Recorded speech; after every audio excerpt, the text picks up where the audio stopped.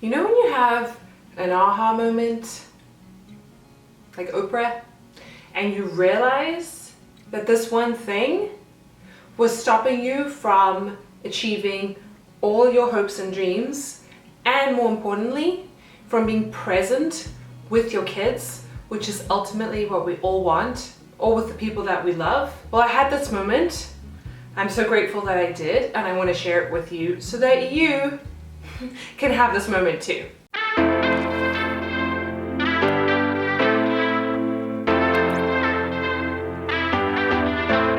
If you're new here, my name is Julie. I'm an occupational therapist and a mom of 2 little ones, and I put out videos all about mommy mindset, organization, getting back the freedom in your life so that you can focus on what matters most to you and your family.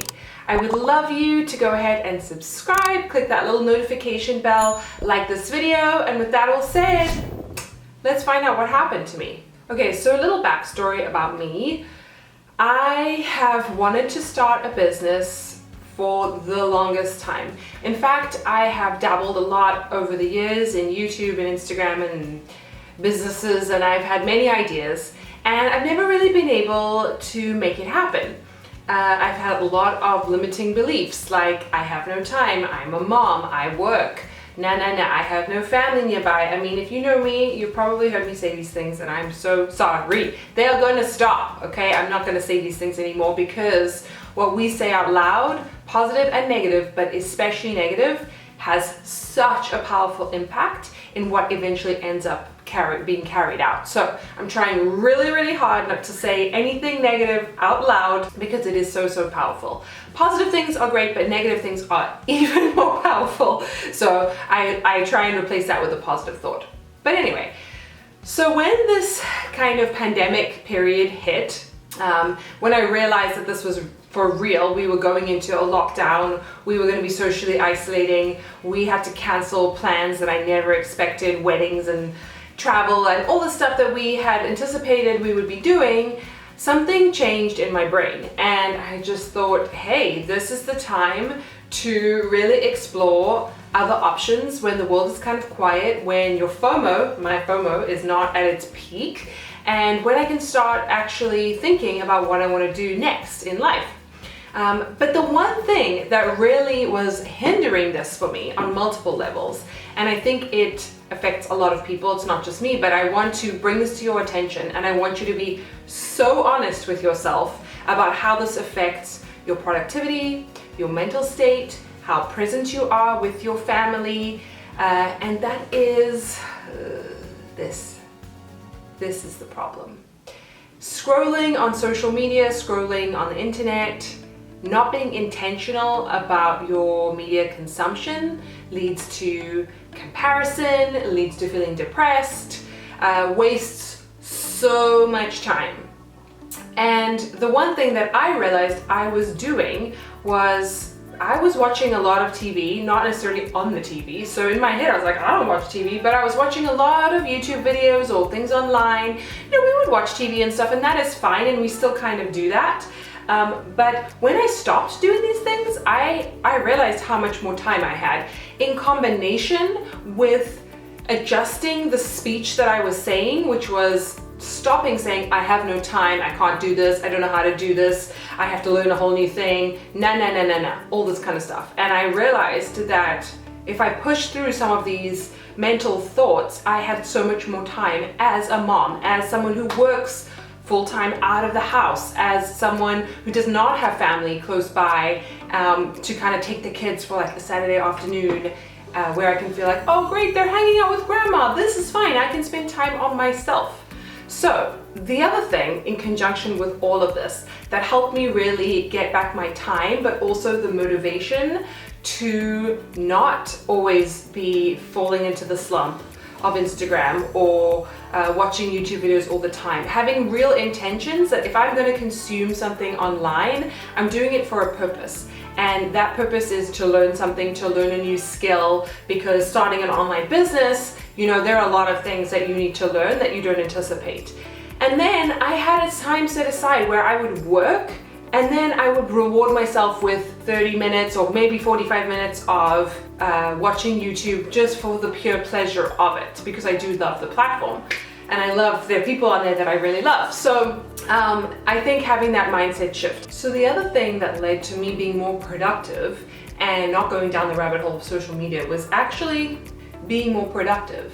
So taking more action, and by throwing myself into a new business venture, but it really could be anything where you are learning something new. So painting or photography or learning about space, whatever it is, by replacing a poorer habit like the social media, the scrolling, that kind of stuff, with something that's actually beneficial to your ultimate goals as a human being, you just don't have time to do all that kind of stuff, and your focus is shifted.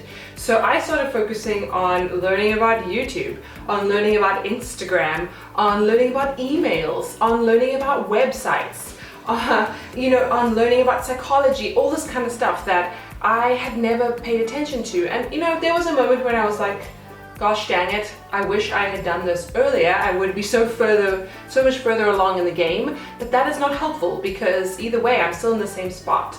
And I've had to rewrite a lot of the limiting beliefs that I've had in my mind for the past 36 years. And I've had to kind of reinvent myself, and a fake it till you make it kind of mentality, where I need to start living the life that I want to create in order to create it, because I am that person now that works for 2 hours once my kids go to sleep, or wakes up at 5 a.m. to get some work done, or researches video topics, or reads books for topics, or plans out their day.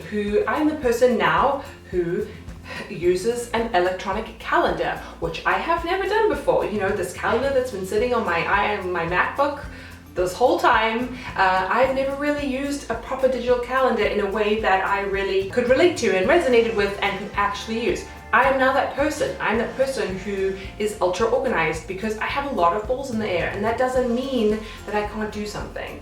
I'm the person who doesn't use their kids as an excuse to not do things.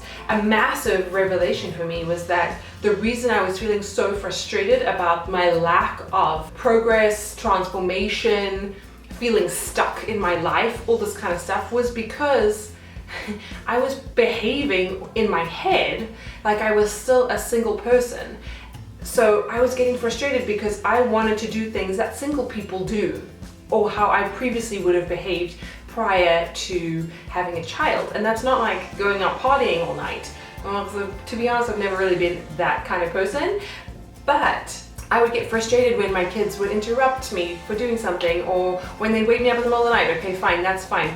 Or when I had to attend something that was related sort of to them, because it took me away from doing other things. And that sounds terrible to admit, but it wasn't that I didn't want to be with them. I did. I just wanted to do everything. And once you have children, you really have to prioritize, because the thing that you are is very time poor. So you need to be very, very intentional about your time, and you need to shift it.